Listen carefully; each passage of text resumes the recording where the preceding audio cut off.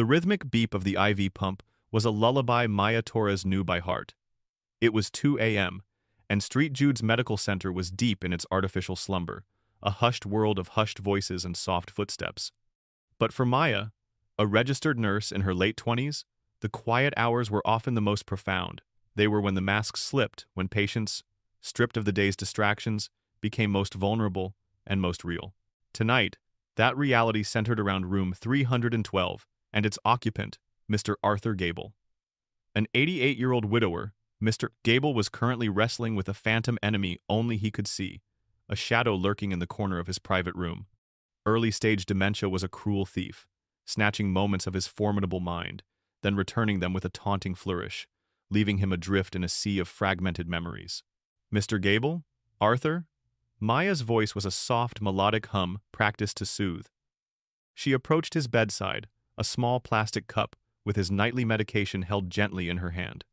His eyes, usually a sparkling blue, were wide with fear, fixed on the empty space. "It's just the moonlight, Arthur, playing tricks on the curtains." He turned to her slowly, his gaze unfocusing, then sharpening. "Maya, is that you, dear?" The relief in his voice was palpable, a fragile thing that Maya handled with immense care. "It's me. Time for your sleep medicine, and that little blue pill for your blood pressure."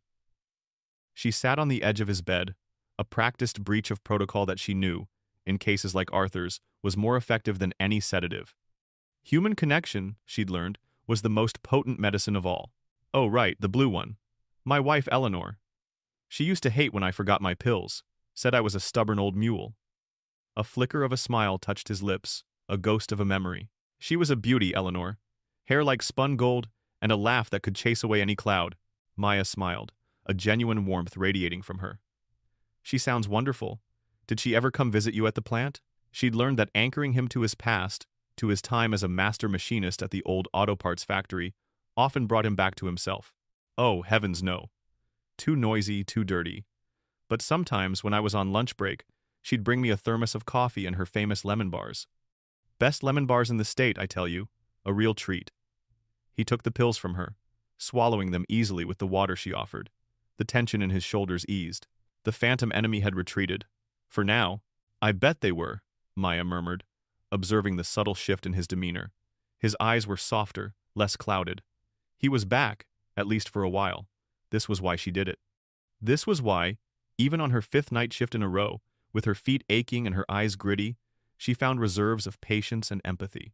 Maya wasn't just a good nurse. She was exceptional.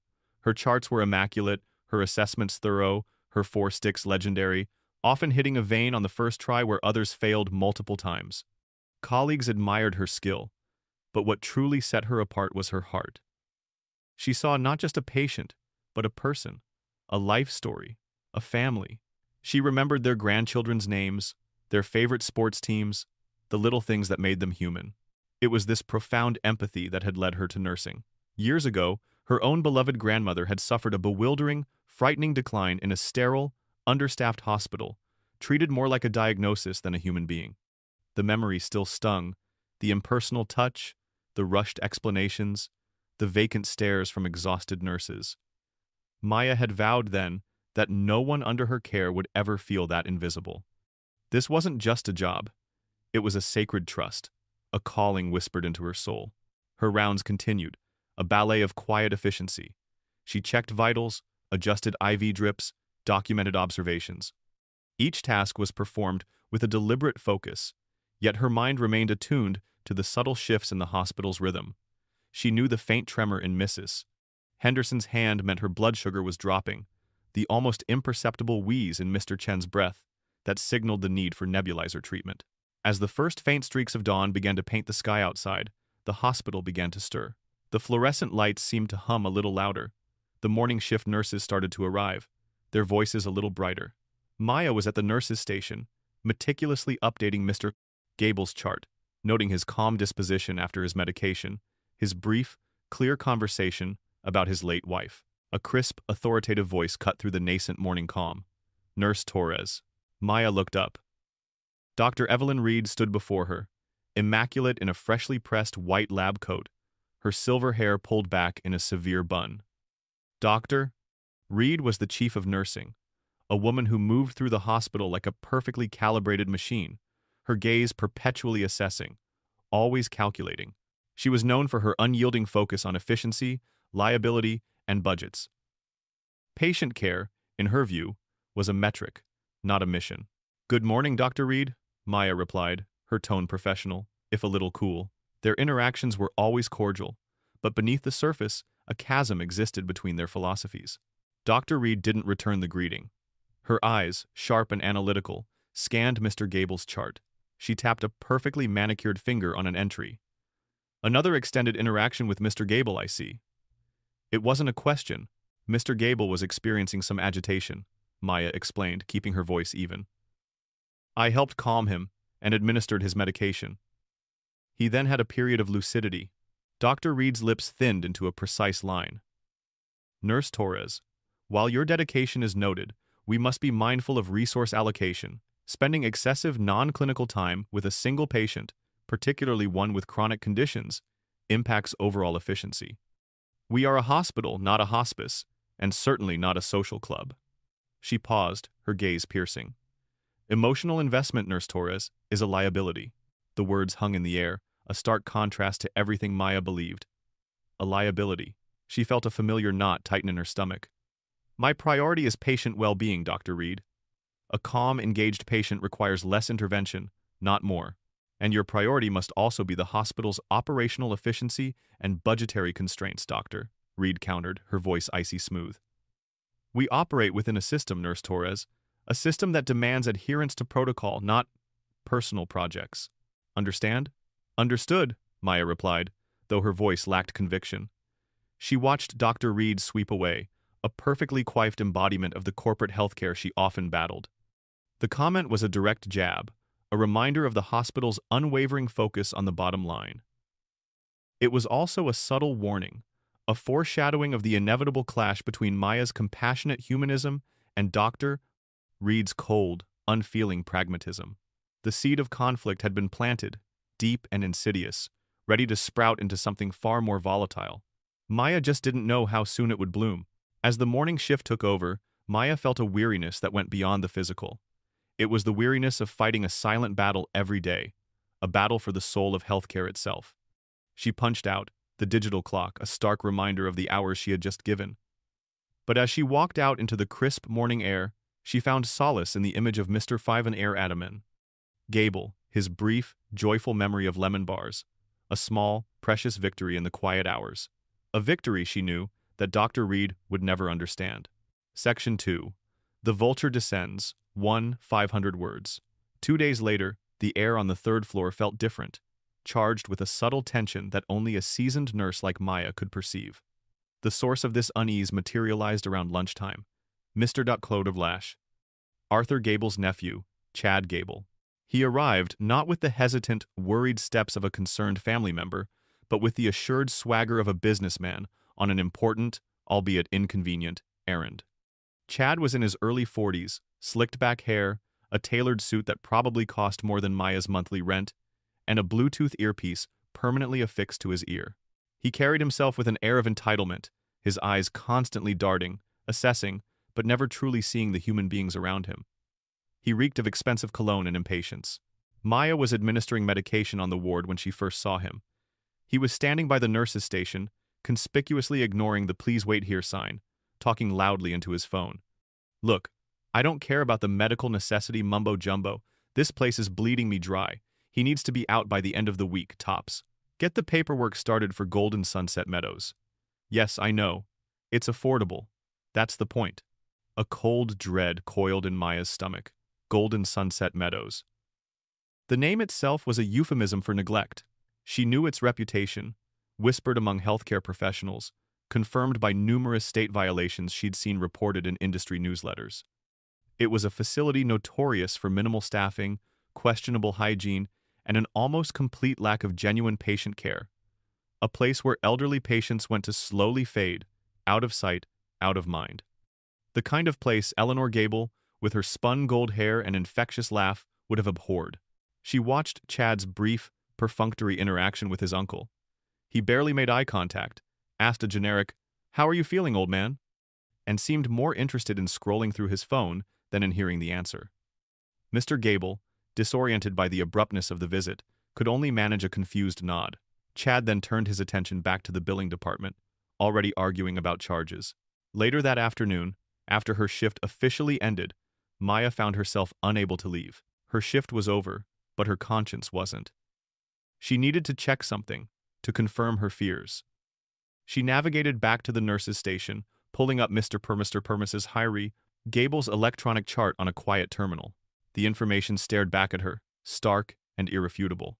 Mr. Gable's primary physician, Dr. Chen, had explicitly recommended at least 2 more weeks of acute hospital care. His recent bout of pneumonia, while improving, still required close monitoring. Furthermore, the notes indicated that upon discharge, he would require placement in a skilled nursing facility with a strong track record for dementia care and physical therapy. The emphasis was bolded, underlined, and crystal clear. What Chad was proposing was not merely ill-advised. It was directly against documented medical advice and, in Maya's professional opinion, posed a significant risk to Mr. Gable's health and safety. A wave of righteous indignation washed over her, hot and fierce. This wasn't just about a bed, or a budget, or non-clinical time. This was about a vulnerable man, a kind man who had worked hard his whole life, being discarded like an inconvenience for the sake of an inheritance. Chad Gable wasn't concerned with his uncle's well-being. He was concerned with preserving his own financial comfort. He was a vulture circling, waiting for the last breath to secure his feast. Maya thought of Mr. Gable's bright, lucid moments, his stories of Eleanor and the lemon bars, his quiet dignity despite his illness. She thought of her own grandmother, forgotten and diminished in a sterile room. The knot in her stomach tightened, no longer just dread, but a hard, resolute determination. She couldn't stand by. Not again. Not for Arthur. She took a deep breath, pushing down the instinctive fear of reprisal. Dr. Reed's words echoed in her mind. Emotional investment is a liability. But what was the alternative? To be emotionally detached? To allow a vulnerable patient to be endangered for profit? That was a liability to her soul, a betrayal of her oath. She printed a discreet copy of Mr. Gable's discharge recommendations and tucked it into her pocket. Her hands trembled slightly, but her resolve was firm. She knew, deep down, that she was about to step onto a very dangerous path. This was no longer just about patient care. It was about standing up to a system that often prioritized profit over people. It was about confronting 2 formidable forces, a greedy, callous relative, and a cold, unyielding hospital administration that saw human lives as line items on a balance sheet. The sun had set, casting long, purple shadows across the hospital corridors. The quiet hours were returning, but for Maya, the quiet was deceptive. A storm was brewing, and she knew with a chilling certainty that she was about to step right into its eye. She had to, for Mr. Gable. Section 3. The confrontation. 2:0 words. The next morning, the confrontation was inevitable. Maya arrived for her shift with a knot of resolve and apprehension. She found Chad Gable at the main desk, his voice echoing impatiently through the usually hushed reception area. He was speaking to a young, overwhelmed clerk, demanding immediate discharge papers for Arthur Gable. Sir, the doctor needs to sign off on that, and we have to ensure appropriate post-discharge care plans are in place. The clerk stammered, flustered by Chad's aggressive demeanor. Appropriate care plans? I'm his next of kin, and I've found a facility. That's my decision. Now, are you going to get those papers, or do I need to speak to someone who actually understands how things work? Chad's voice rose, attracting the attention of several passing nurses and visitors. This was Maya's cue. She approached Chad, her demeanor calm but firm. Mr. Gable, she began, her voice modulated and professional. I understand you're looking to arrange your uncle's discharge. Chad turned, his eyes narrowing as he recognized her. Oh, it's you, nurse. Torres, is it? Still meddling? He offered a patronizing smile. Look, sweetheart, I appreciate your concern, but this is family business. Uncle Arthur is coming home, or at least to a nice, affordable facility I've arranged. Mr. Gable, I've reviewed your uncle's chart, Maya continued, ignoring his condescending tone. Doctor, Chen has specifically recommended at least 2 more weeks of acute care here at St. Jude's. His condition is still stabilizing, and a premature discharge, especially to a facility not equipped for his needs, could be detrimental to his health.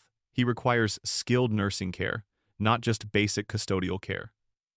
She held up the discreet printout she had made, though she didn't offer it to him. Chad's smile vanished, replaced by a sneer. Detrimental? Are you a doctor now, Nurse Torres? Or perhaps you're just enjoying the overtime from keeping him here? I know his medical history better than anyone. He's old, he's confused, and he needs to be somewhere less expensive. My family decided, and I've decided. You stick to bedpans and leave the family business to us. He gestured dismissively with a wave of his hand, turning back to the bewildered clerk. Now, where are those papers? The rage began to simmer within Maya. The casual dismissal of her professional judgment, the blatant disregard for his uncle's well-being, the thinly veiled accusation of greed, it all coalesced into a burning resolve. This wasn't just about her. It was about Arthur and every other vulnerable patient who couldn't advocate for themselves. Before Maya could respond, a familiar, crisp voice intervened. Is there a problem here, Mr. Gable? It was Dr. Evelyn Reed, emerging from her office, her gaze sweeping over the scene. She took in Chad's agitated posture, the clerk's frightened expression, and Maya's tense stance. Dr. Reed, ever the administrator, saw not a patient advocate but an issue creating a scene. Chad's demeanor immediately shifted. He became charming, deferential. Dr. Reed, thank you for stepping in. This nurse, he gestured vaguely at Maya, is trying to obstruct my uncle's discharge. I've arranged for him to be transferred to Golden Sunset Meadows, a perfectly reputable facility, and she's insisting he stay here, running up bills. Dr. Reed's eyes flickered to Maya, a cold, knowing glint in them. Nurse Torres, is there an issue? Yes, Dr. Reed, there is, Maya stated, her voice steady despite the tremor in her hands. Mr. Gable's attending physician, Dr.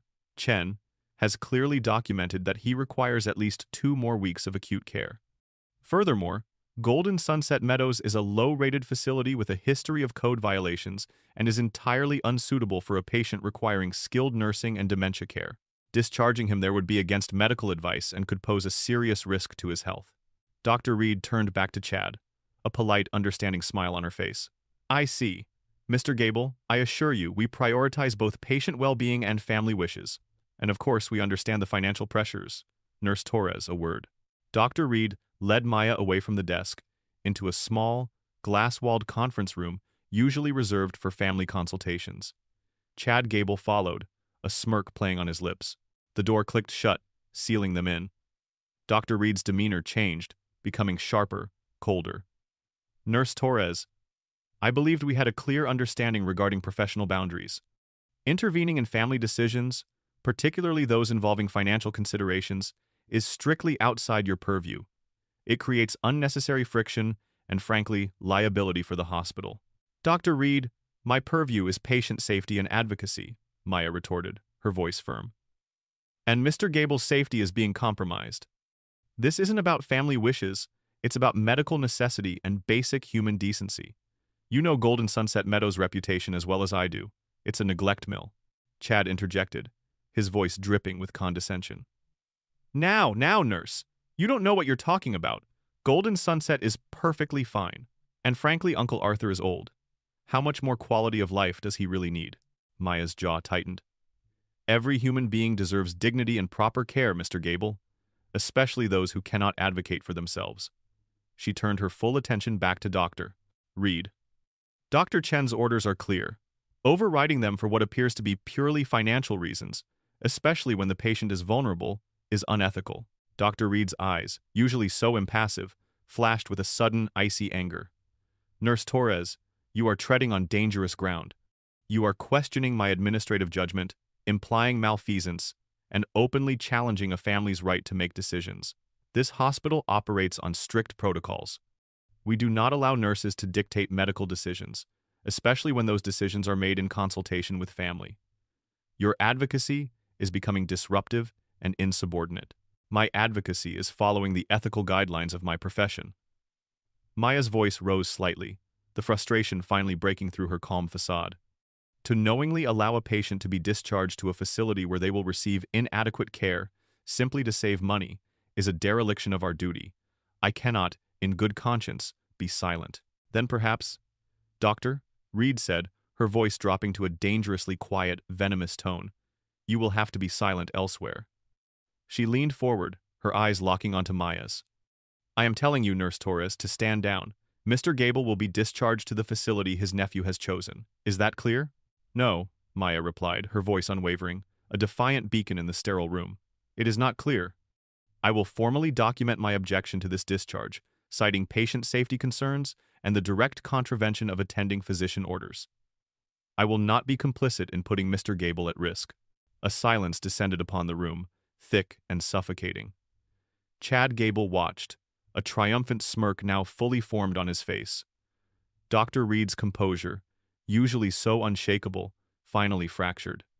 Her face flushed a mottled red, her eyes blazing with furious indignation. "You will what?" she hissed, her voice barely above a whisper, but laced with pure menace. "You will document your objection? To my decision? To a decision I have just made with the family? Nurse Torres, you have just made the gravest professional mistake of your career." She pushed herself back from the table, rising to her full, intimidating height. "You are finished here. Gather your personal belongings. HR will be in touch with your termination papers.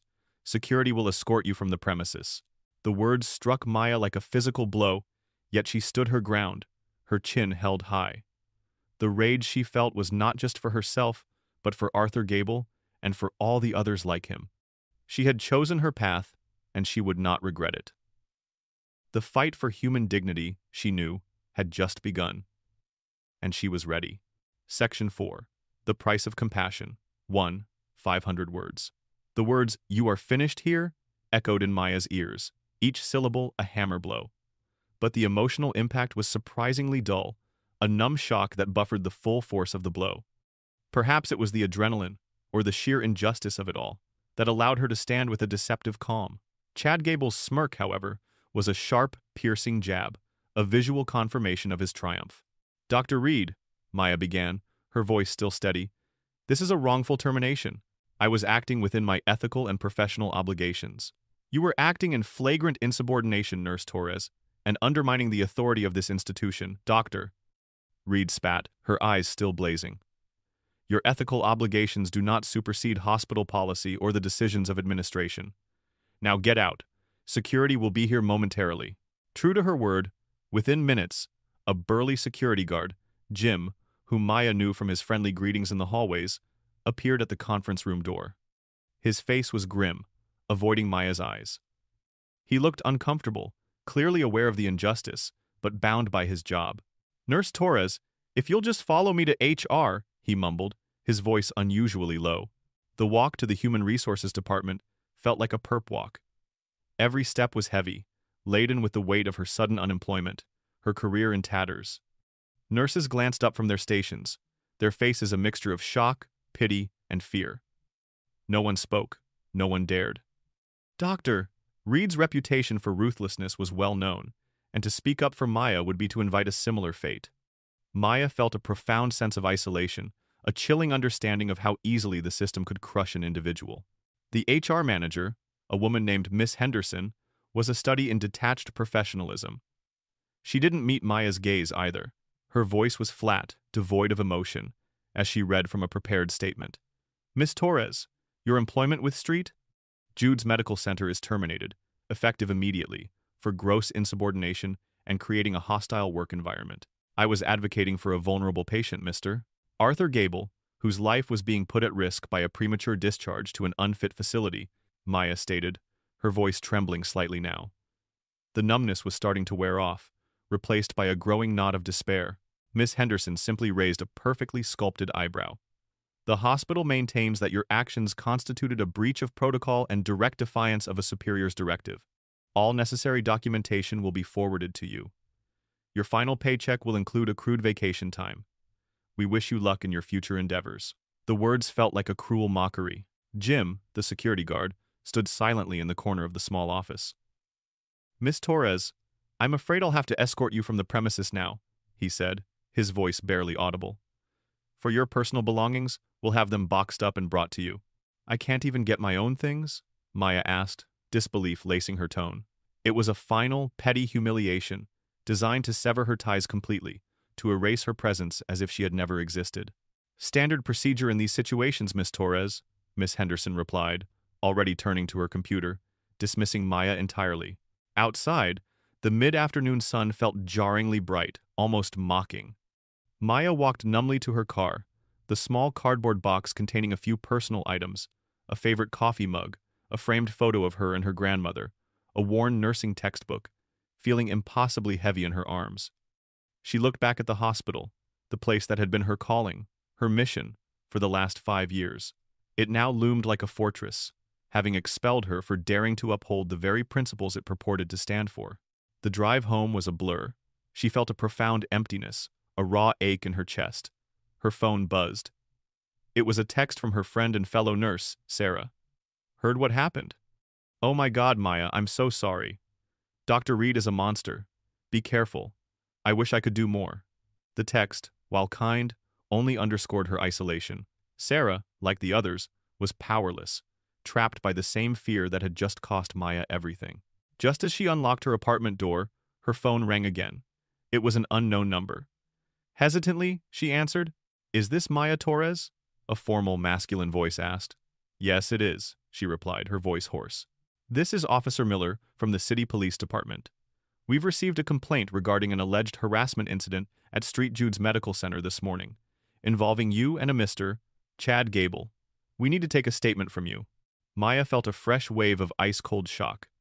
Chad Gable. Of course. He was covering his tracks, twisting the narrative, trying to silence her completely. This was a new low, a malicious act designed to intimidate and further discredit her. The rage she had felt earlier now mingled with a sickening sense of powerlessness. They weren't just firing her. They were trying to destroy her reputation, her future. She recounted her version of events to Officer Miller, her voice trembling with a mix of anger and exhaustion. The officer was polite, even toned, but gave nothing away. He simply took her statement, ending the call with a non-committal. "We'll be in touch if we have further questions." It wasn't a criminal charge, not yet, but the threat hung heavy in the air. Maya sank onto her worn sofa, the cardboard box of her life's remnants still in her lap. The apartment felt impossibly small, the silence deafening. She was out of a job, potentially blacklisted, and now facing a spurious police complaint. The system hadn't just rejected her.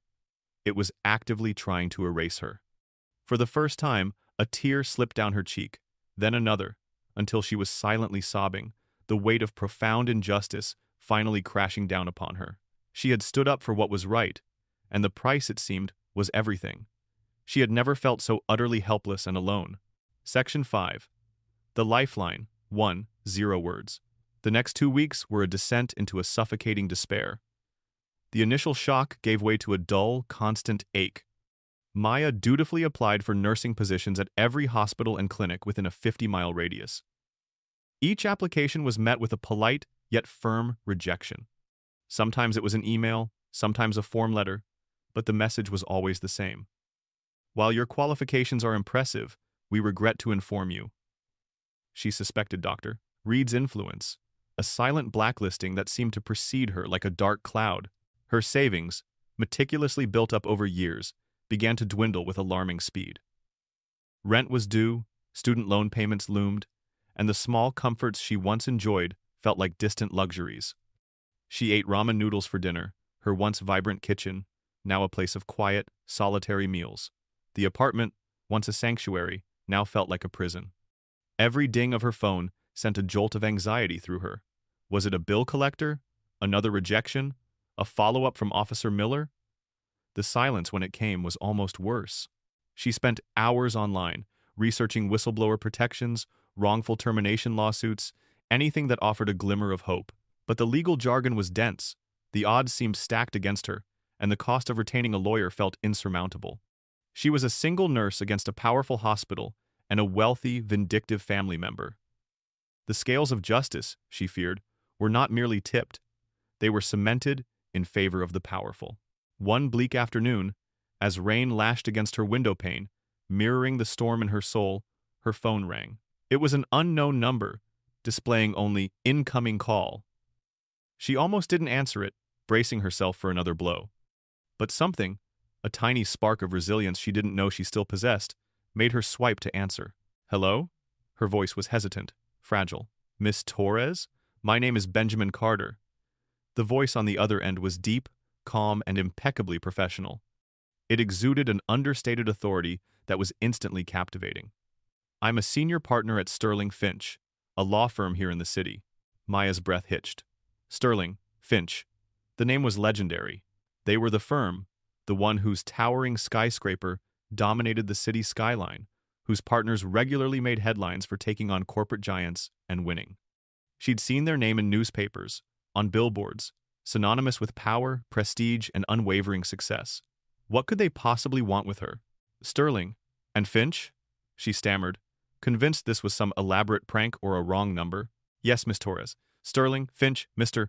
Carter confirmed, his voice maintaining its composure. A confidential source brought your recent termination from St. Jude's Medical Center to our attention. We understand you were fired for advocating for a patient, Mr. Arthur Gable, regarding his discharge to an unsuitable facility. Maya was stunned into silence.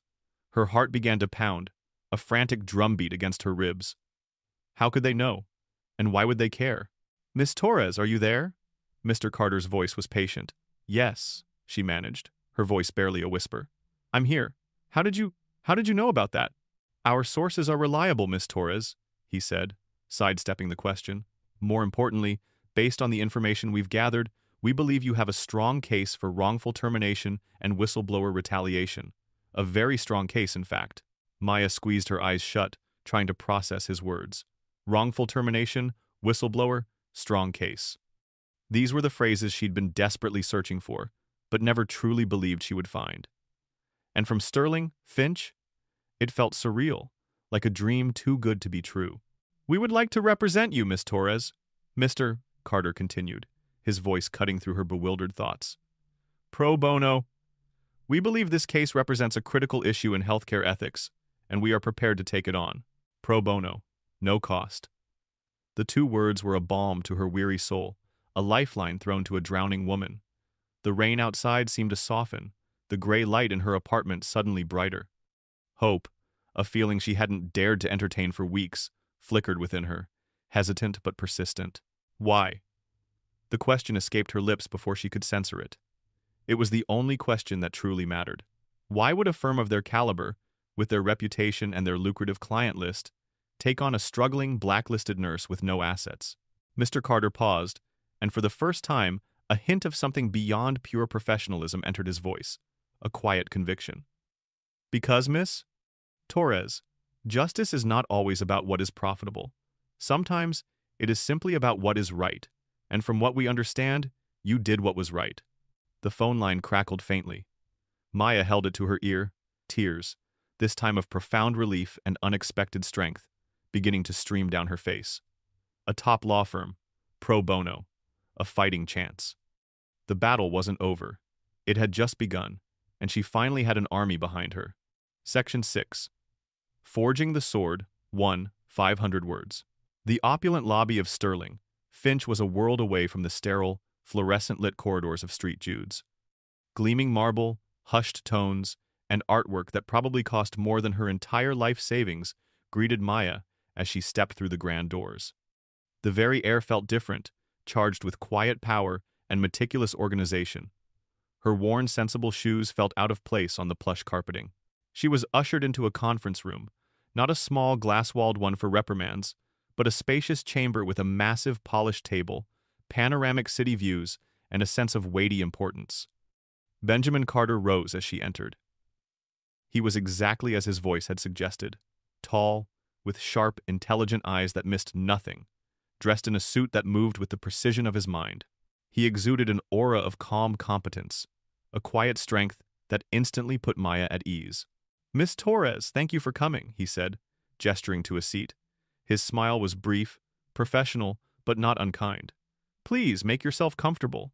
He sat opposite her, flanked by a younger associate, a sharp-looking woman named Anya Sharma, who was already taking notes on a tablet. Let's be candid, Miss Torres. Your situation is, unfortunately, not unique. Corporations, including hospitals, often prioritize profit and reputation over the well-being of individuals. However, your specific case has several compelling factors that make it particularly strong. He leaned forward, his hands clasped on the table.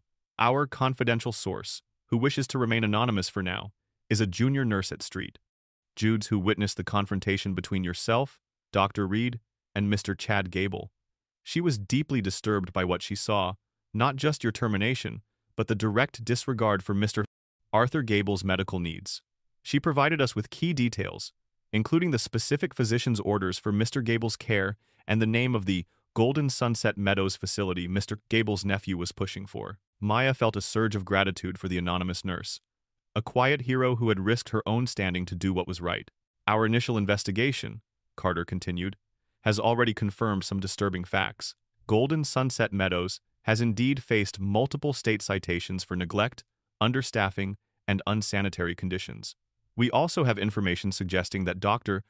Reed has a history of prioritizing cost-cutting measures, sometimes at the expense of patient care, to meet her departmental KPIs. Anya interjected.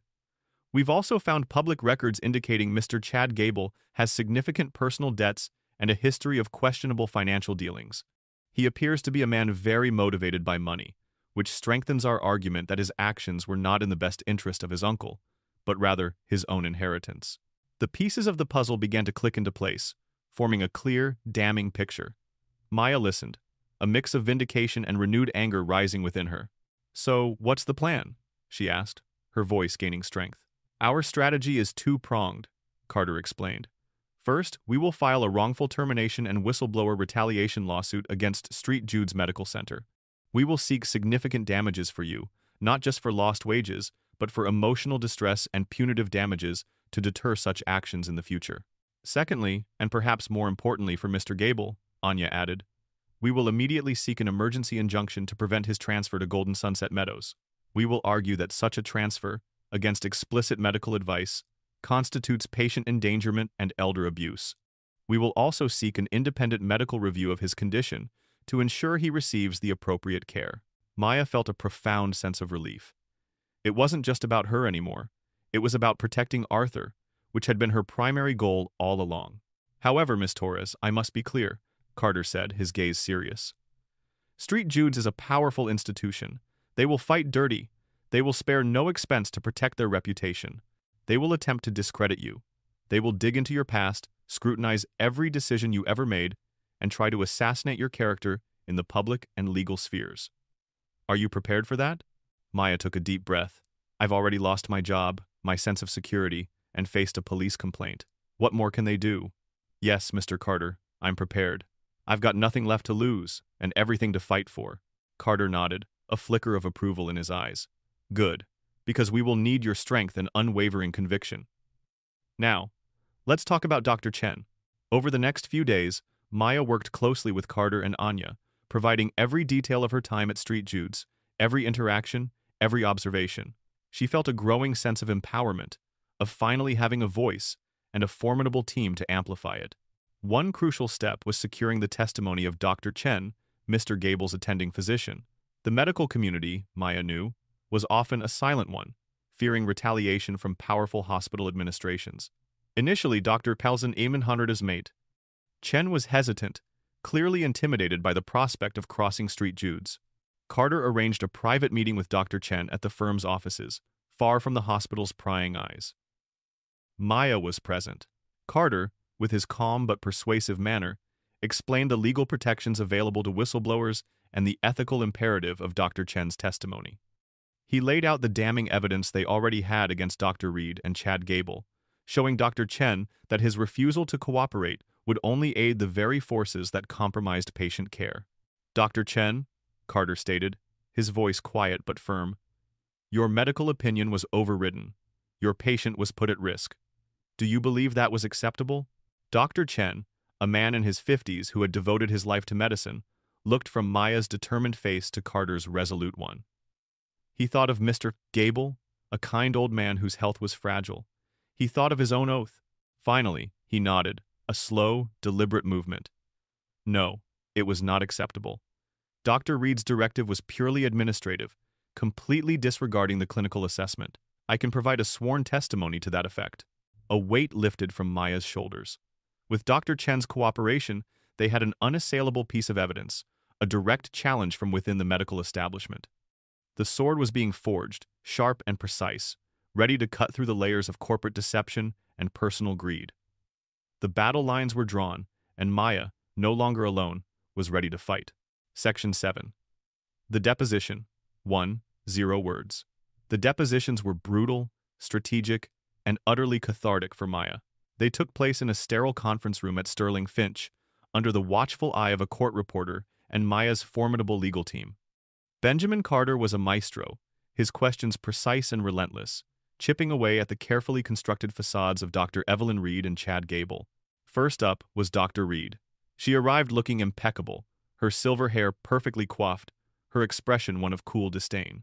She maintained an air of superiority, answering Carter's initial questions with practiced, corporate jargon, citing hospital policy, resource management, and patient autonomy in family decision-making.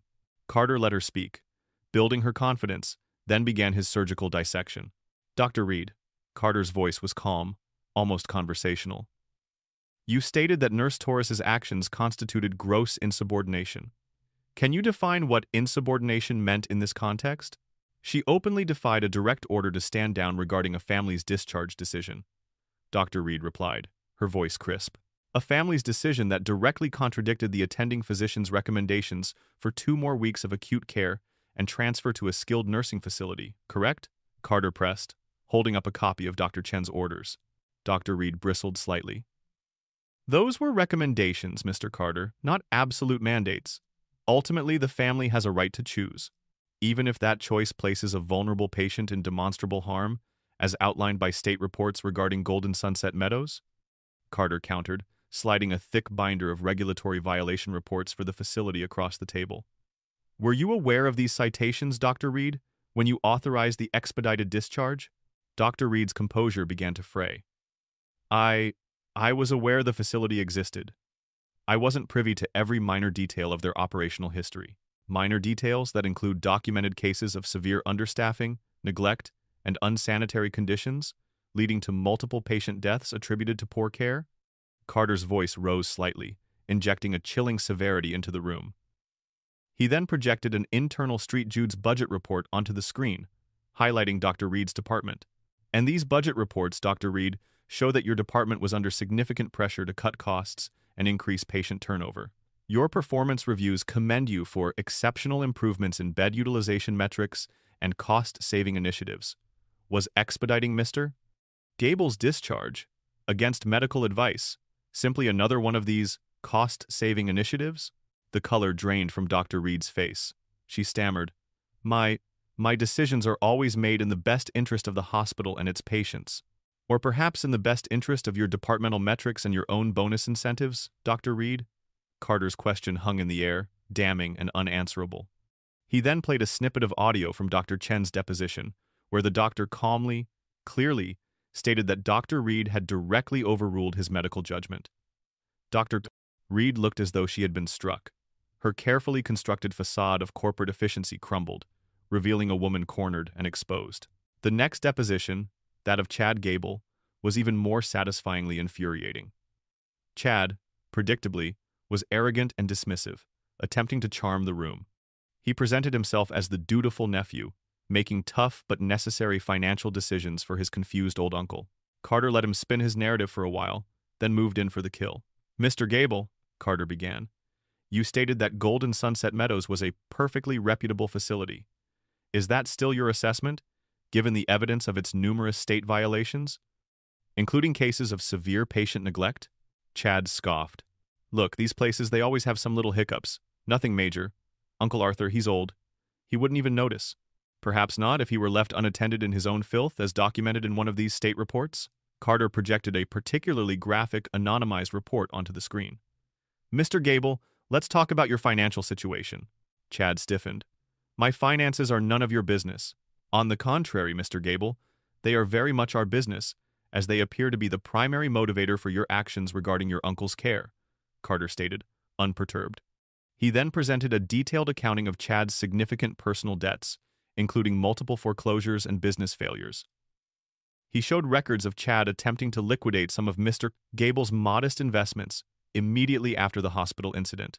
You were trying to move your uncle out of street? Jude's not because you believed Golden Sunset Meadows was reputable, but because you needed access to his funds to alleviate your own financial distress, weren't you, Mr. Gable? Carter's voice was sharp, cutting through Chad's bluster. You were willing to endanger your uncle's life for your own personal gain.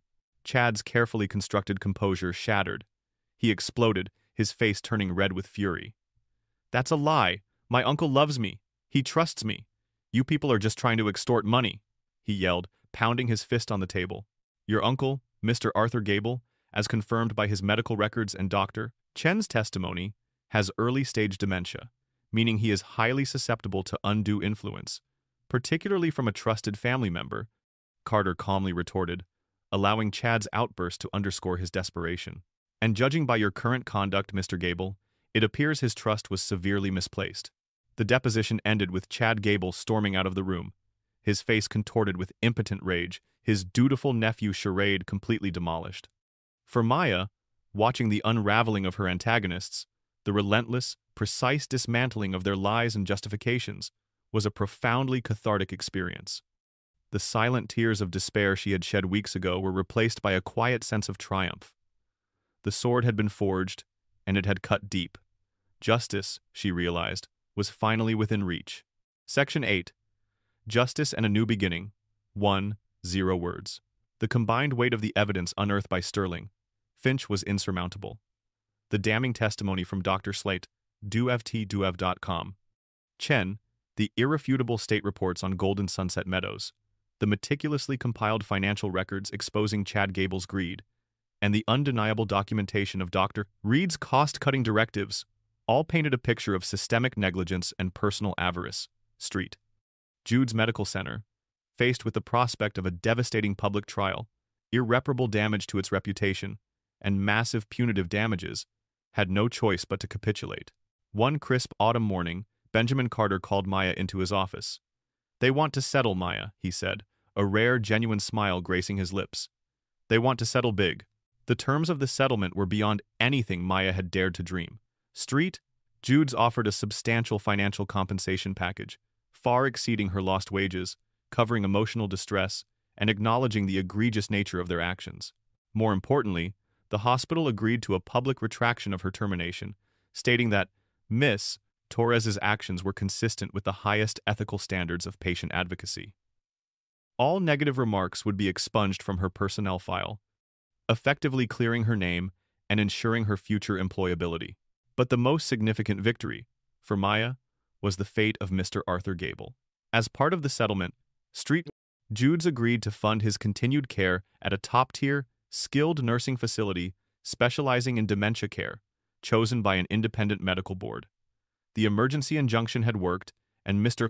Gable was safe, receiving the dignity and care he deserved.